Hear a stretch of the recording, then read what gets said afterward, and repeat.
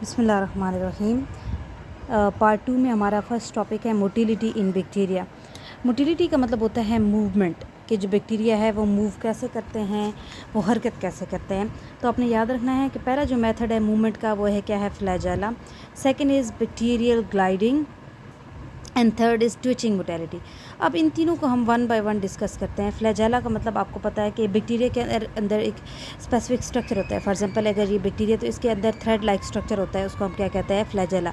तो फ्लैजेला का काम ही यही होता है कि बैक्टीरिया को मूवमेंट में क्या करना, हेल्प करना। सेकेंड है बैक्टीरियल ग्लाइडिंग। बैक्टीरियल ग्लाइडिंग का मतलब ये होता है, फॉर एग्जाम्पल मैं कहती हूँ कि ये एक सरफेस है, ठीक है, और इसके ऊपर कौन है, बैक्टीरिया है, ठीक है। तो बैक्टीरिया क्या करता है, एक स्लाइमी सब्सटेंस रिलीज़ करता है, ठीक है, एक चिपचिपा एक स्टिकी मटेरियल रिलीज़ करता है। और इस स्टिकी मटेरियल की वजह से ये क्या करता है, इस सरफेस के ऊपर जिस जगह पर इसने मूव करना होता है वहाँ पर ये ग्लाइडिंग करता है। और ट्विचिंग मोटिलिटी का क्या मतलब होता है कि आपको पता है कि बैक्टीरिया के पास छोटे छोटे हेयर लाइक स्ट्रक्चर्स होते हैं जिनको हम पिल्लाई कहते हैं। तो पिल्लाई की मदद से जो मूवमेंट होती है उसको हम क्या कहते हैं, ट्विचिंग मोटिलिटी। तो आपको समझ आ चुकी होगी कि मूवमेंट 3 वेज से होती है, एक फ्लैजेला से, एक स्लाइम से और एक पिल्लाई से। अच्छा जी, अब on the basis of flagella हम बैक्टीरिया को क्या करते हैं, क्लासिफाई करते हैं, उनकी डिफरेंट हम क्लासिफिकेशन बताते हैं या क्या बताते हैं बैक्टीरिया। अब ऐसा बैक्टीरिया जिसके एक साइड पे एक ही फ्लैजेला हो, एक पोल पे एक ही फ्लैजेला हो, उनको आप क्या कहते हैं, ये कौन से बैक्टीरिया हैं, मोनोट्राइकस, मोनो मीन वन।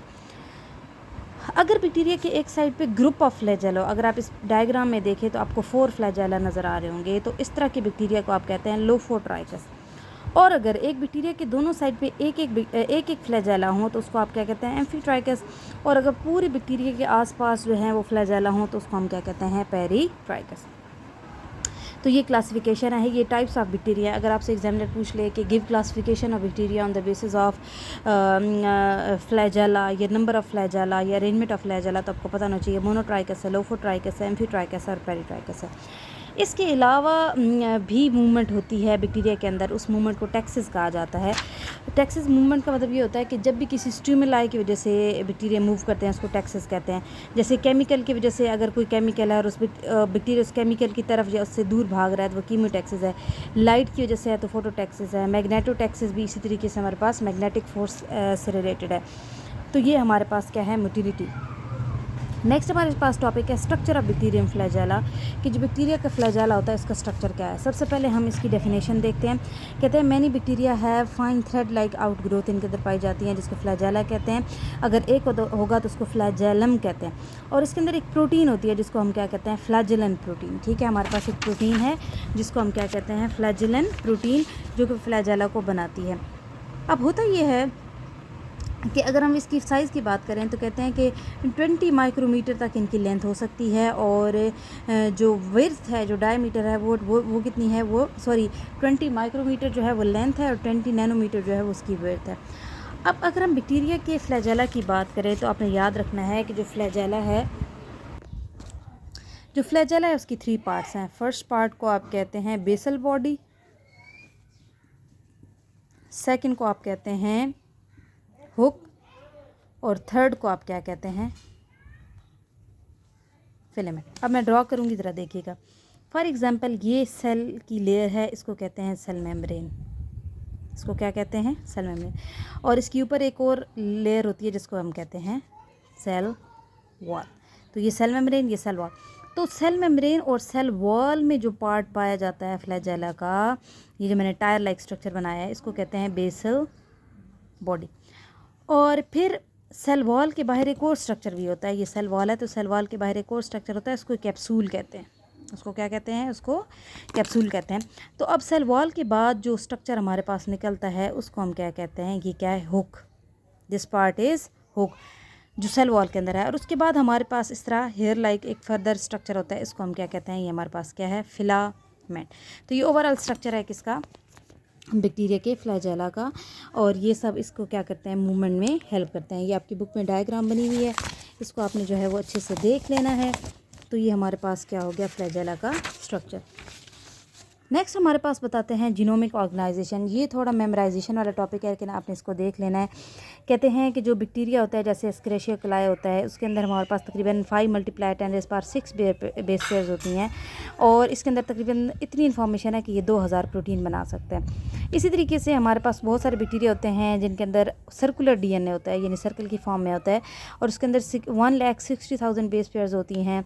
इस तरह कैंडिडेटस कार्सिनेला रेडाई जो होते हैं, उसके अंदर इतनी हमारे पास बेसेस होती हैं। और एक एक्सेप्शनल केस आपको ये बताते हैं कि जो बोरेलिया होते हैं, वो जो बैक्टीरिया होते हैं, उनका जो DNA होता है वो थ्रेड लाइक होता है, लीनियर क्रोमोसोम की फॉर्म में होता है। ठीक है, तो ये एक इसका एक्सेप्शनल केस है। आगे हम आ जाते हैं mode of nutrition. Mode of nutrition का मतलब ये है कि जो बैक्टीरिया हैं वो खाना कैसे हासिल करते हैं, उनकी खाना हासिल करने का तरीका क्या है। तो मैं आपको एक रफ यहाँ पर बताती हूँ, ज़रा देखिएगा। कहते हैं जो हमारे पास बैक्टीरिया होते हैं वो 2 तरह के हो सकते हैं। ये ऑटोट्रॉफ भी हो सकते हैं, ऑटोट्रॉफ, और दूसरा ये क्या हो सकते हैं, heterotroph. You are familiar with these two terms. Autotroph का मतलब होता है ऐसे जानदार जो अपना खाना खुद बना सकें, जो कार्बन डाइऑक्साइड को, वाटर वगैरह को यूज़ करके अपना फूड खुद इटसेल्फ प्रिपेयर कर सकें, उनको हम क्या कहते हैं, ऑटोट्रॉफ। लेकिन ऐसे जानदार जो अपना फूड प्रिपेयर नहीं कर सकते, उस तरह के जानदारों के हम क्या कहते हैं, दे आर हेट्रोट्रॉफ। अब जो ऑटोट्रॉफ बैक्टीरिया होते हैं वो 2 तरह के होते हैं। एक होते हैं फोटोसिंथेटिक, और एक होते हैं कीमोसिंथेटिक। इन दोनों तरीके से ये खाना खुद बनाते हैं। फोटोसिंथेटिक में क्या होगा भाई, सनलाइट होगी और हाइड्रोजन सल्फाइड को इस्तेमाल करके बैक्टीरिया क्या बना देंगे, अपना फूड। जबकि कीमोसिंथेटिक में क्या होता है कि ये केमिकल्स को यूज़ करते हैं, और केमिकल्स को यूज़ करके ये क्या बनाते हैं, फूड बनाते हैं। तो ये क्या हो गया ऑटोट्रॉफ का। हेट्रोट्रॉफ में अगर हम बात करें तो कहते हैं ये भी 2 तरह के जानदार होते हैं। एक होते हैं सैप्रोफिटिक या सैप्रोब्स जिन्हें कहते हैं, और एक होते हैं पैरासिटिक। सैप्रोफिटिक वो होते हैं जो डेड चीज़ों के ऊपर रहते हैं, जैसे कोई पौधा मर गया है या जानवर है तो उसके ऊपर ये रहेंगे, डेड चीज़ों के ऊपर। वहाँ पर क्या रिलीज़ करेंगे, एंजाइम, और एंजाइम की मदद से उस डेड बॉडी को तोड़ेंगे और उनसे खाना हासिल करेंगे। और पैरासिटिक का मतलब होता है कि ऐसे बैक्टीरिया जो किसके ऊपर रहते हैं, होस्ट, यानी उनको होस्ट चाहिए होता है, वो होस्ट के ऊपर रहते हैं, उनसे शेल्टर हासिल करते हैं, वहाँ उनसे फूड हासिल करते हैं और उनको हार्म करते हैं, उनको नुकसान पहुँचाते हैं। ठीक है, तो एक बेसिक हमारे पास कॉन्सेप्ट हो गया। अब हम देखते हैं कि आपके नोट्स में क्या डिस्कशन हुई है। कहते हैं जो बैक्टीरिया होते हैं उनको हम on the basis of nutrition, और हम कहते हैं 2 तरह के बैक्टीरिया होते हैं, हेट्रोट्रॉफ और ऑटोट्रॉफ। हेट्रोट्रॉफ वो होते हैं where organic compounds are use as carbon source, जबकि ऑटोट्रॉफ जो होते हैं वो सिंपल सेलुलर कार्बन, जो सेल के अंदर कार्बन होती है, उसी को हम क्या करते हैं, यूज़ करते हैं। अब जो ऑटोट्रॉफिक बैक्टीरिया है उसमें अगर हम देखें तो मैंने आपको बताया कि ये 2 तरह के बैक्टीरिया होते हैं, फोटोसिंथेटिक एंड कीमोसिंथेटिक। अब जो फोटोसिंथेटिक बैक्टीरिया होते हैं इनके अंदर क्या पाए जाते हैं, यूनिक क्लोरोफिल होते हैं। ये आपने याद रखना है कि इनके अंदर यूनिक क्लोरोफिल होते हैं, जिनको आप क्या कहते हैं, बैक्टीरिया क्लोरोफिल। ये जो क्लोरोफिल है या तो बैक्टीरिया की जो होता है, फॉर एग्जांपल ये बैक्टीरिया है तो इसकी जो मेम्ब्रेन है, ये सेल मेम्ब्रेन यहाँ पर पाए जाते हैं, या फिर समटाइम जो सेल मेम्ब्रेन होती है वो अंदर की तरफ ऐसे इन्वेजिनेटिव की स्ट्रक्चर बनाती है, जिसको कहते हैं मीजोजोम, या इस मीजोजोम के ऊपर पाए जाते हैं। अब ये जो ग्रीन प्लांट्स या ये जो बैक्टीरिया होते हैं, इनका प्रोसेस क्या होता है कि हाइड्रोजन सल्फाइड को इस्तेमाल करते हैं और ऑक्सीजन की मदद से फूड बनाते हैं। एग्जाम्पल्स आपने देख लेनी है, जैसे कि सल्फ़र बैक्टीरिया है, पर्पल सल्फ़र बैक्टीरिया है, ठीक है, नॉन सल्फ़र बैक्टीरिया, ये सब हैं। ठीक है, और ये क्या करते हैं, ये हाइड्रोजन सल्फाइड इस्तेमाल करते हैं, ये वाटर इस्तेमाल नहीं करते। प्लांट्स वाटर इस्तेमाल करते हैं, जबकि ये किसको इस्तेमाल करते हैं, हाइड्रोजन सल्फाइड। कीमोऑटोट्रॉफिक बैक्टीरिया वो बैक्टीरिया होते हैं जो certain colourless bacteria make carbohydrate from inorganic substances. ये सनलाइट को यूज़ नहीं कर सकते और ये इनऑर्गेनिक कंपाउंड को ऑक्सीडाइज करते हैं और इनसे एनर्जी हासिल करते हैं, जैसे हाइड्रोजन सल्फाइड और ऑक्सीजन को यूज़ करके सल्फ़र और वाटर और एनर्जी बनाएंगे, और फिर इस एनर्जी को यूज़ करके हमारे पास क्या बनेगा, कार्बोहाइड्रेट बनेगा। मतलब ये एनर्जी यूज़ हुई, इस एनर्जी को कार्बन डाइऑक्साइड के साथ फिक्स करके तो उन्होंने क्या बनाया, खाना बनाया। इसमें नाइट्रीफाइंग बैक्टीरिया और सल्फ़र बैक्टीरिया एग्जाम्पल आ जाती है। अब इसी तरीके से अगर हम देखें तो मैंने आपको पहले भी बताया कि हेटेरोट्रॉफिक बैक्टीरिया क्या होते हैं, ऐसे बैक्टीरिया होते हैं जो अपना खाना खुद तैयार नहीं कर सकते हैं। ठीक है, तो ये 2 तरह के होते हैं। सैप्रोबिक उन बैक्टीरिया को कहा जाता है जो डेड ऑर्गेनिक मटेरियल को यूज़ करते हैं, जो मुर्दा चीज़ों का इस्तेमाल करके क्या करते हैं, फूड प्रिपेयर करते हैं। और किस तरह करता है कि एक्स्ट्रा सेलुलर इंजाइम्स बनाते हैं that break down the complex organic substance into the simpler molecule which can then be absorb by the bacteria by facilitated decomposition of organic material saprotrophic bacteria release essential nutrient in the environment, जैसे Pseudomonas हो गया, Azotobacter हो गया।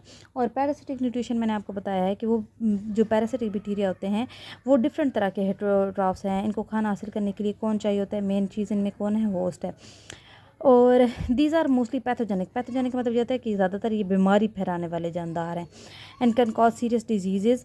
Parasitic bacteria में भी, अब आपको ये पता होना चाहिए, कुछ ऑब्लिगेट पैरासाइट होते हैं, कुछ फैकल्टेटिव पैरासाइट होते हैं। ऑब्लिगेट का मतलब होता है स्ट्रिक्ट, ऐसे पैरासाइट जो डेट डिपेंड कम्प्लीटली, जो अपनी पूरी ज़िंदगी होस्ट पे गुजारते हैं, यानी वो एक मिनट भी अपने होस्ट के बगैर ज़िंदा नहीं रह सकते, स्ट्रिक्ट हैं, उनको होस्ट चाहिए, जैसे कि रिकेट्सिया। जबकि फैकल्टेटिव ये होते हैं कि ये इतना ज़्यादा होस्ट पे डिपेंडेंट नहीं होते, कुछ टाइम होस्ट पे रहते हैं, कुछ इंडिपेंडेंट रहते हैं, जैसे ई कोलाई वगैरह। ठीक है। अब जो पैरासिटिक बैक्टीरिया होते हैं उनके अंदर बहुत सारे मैकेनिज्म्स होते हैं, टॉक्सिन्स होते हैं, विरुलेंस फैक्टर्स होते हैं। विरुलेंस फैक्टर का मतलब होता है वो फैक्टर जिसके ज़रिए बैक्टीरिया बीमारी फैलाते हैं। their parasitic lifestyle often result in harm or damage to the host। और इस तरीके से ये आपके पास डिफरेंस गिवन है कि जो फोटोसिंथेटिक बैक्टीरिया होते हैं, जो साइनो बैक्टीरिया होते हैं या फोटोसिंथेटिक बैक्टीरिया होते हैं, इनमें क्या डिफरेंस होता है। ठीक है। तो ये हमारे पास कुछ पिगमेंट्स का भी डिफरेंस है कि इनमें पिगमेंट्स भी डिफरेंट होते हैं, और बाकी भी हमारे पास एक जो है ना वो डिफरेंस गिवन है।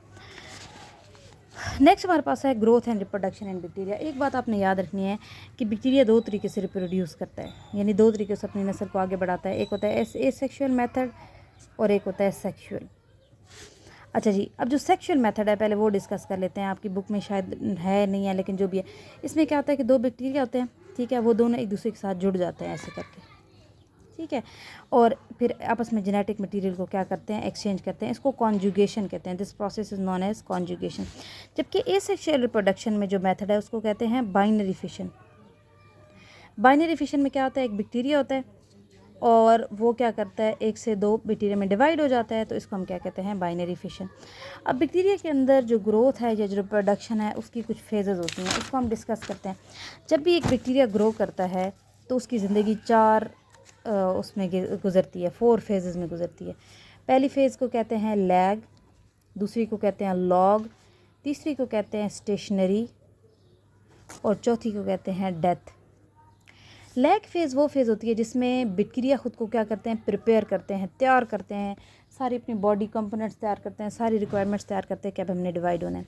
लॉग का मतलब क्या होता है कि बैक्टीरिया इंतहा पे जाके क्या करता है, डिवाइड करता है, यानी बहुत ज़्यादा डिवाइड करता है, यानी अपनी नस्ल को आगे बढ़ाता है। स्टेशनरी फेज़ वो होती है जब बैक्टीरिया रुक जाता है, जब वो मज़ीद ग्रोथ नहीं करता है, यानी कि जो न्यू सेल बन रहे होते हैं और जो पुराने सेल मर रहे होते हैं, इनका रेट इक्वल है। अगर 2 नए बनेंगे तो 2 पुराने मर जाएंगे, ठीक है। और डेथ फेज़ में क्या है कि ऑब्वियसली बैक्टीरिया की क्या होना शुरू हो जाती है, डेथ। तो बैक्टीरिया की जो लाइफ साइकिल है वो 4 पार्ट्स में डिवाइडेड है। पहले लैग फेज़ होती है, फिर लॉग होती है, फिर स्टेशनरी होती है, और फिर हमारे पास क्या होती है, डेथ फेज़ होती है। अब आपने ध्यान देना है कि क्या होता है। फॉर एग्जांपल अगर मैं एक ग्राफ बनाऊं, ठीक है, तो ये ग्राफ कुछ इस तरह का होगा, ठीक है। अब ये वाला जो टाइम पीरियड है इसको कहते हैं लैग फेज़। आपको पता है लैग फेज़ में क्या होता है, बैक्टीरिया खुद को प्रिपेयर करता है। ये जो स्लोप ऊपर जा रही है, जो ग्रोथ बढ़ रही है, इसको हम क्या कहते हैं, ये क्या है, लॉग फेज़।